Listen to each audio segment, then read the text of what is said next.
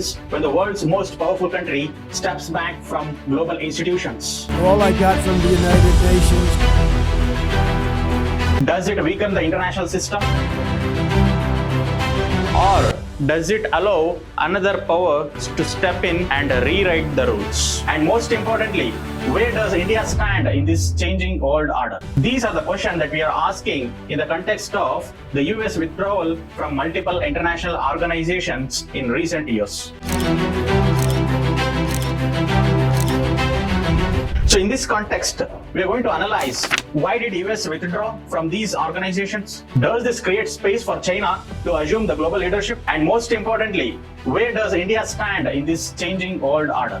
After World War II, the US played a foundational role in creating the international institutions to promote first peace, health, development, and then the cooperation. These institutions formed the backbone of the liberal and rules-based international order. However, in the recent times, especially during the Trump administration, the US adopted an America-first approach, questioning the relevance, cost, as well as the fairness of the multilateral institutions. And then after, the US announced withdrawal from various key institutions such as World Health Organization, citing alleged mismanagement of COVID-19 and its biasness, UNESCO accusing it of political biasness, Paris Climate Agreement claiming it harmed US economic interests, and the Donald Trump who calls that climate change is an hoax, and next UN Human Rights Council terming it as ineffective and it is politicized. So, citing all these reasons, US has withdrawn from various international organizations.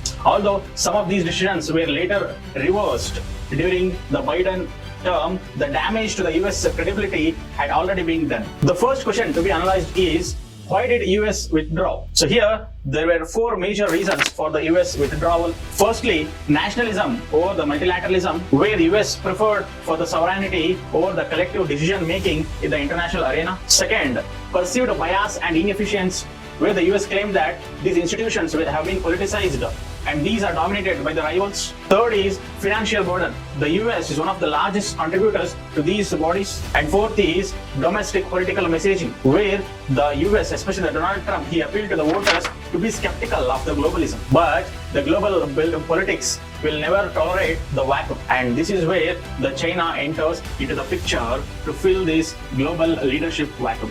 S.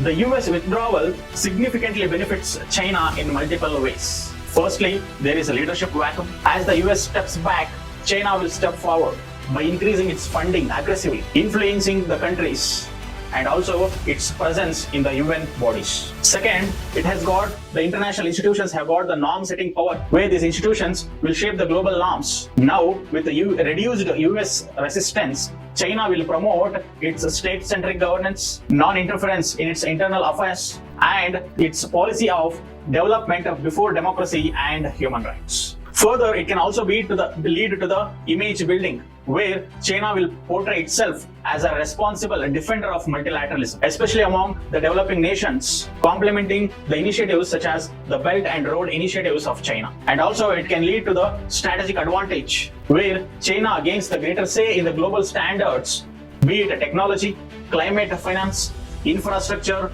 and the supply chains. In short, US withdrawal does not automatically make China a legitimate leader, but it certainly makes China more influential in the global order.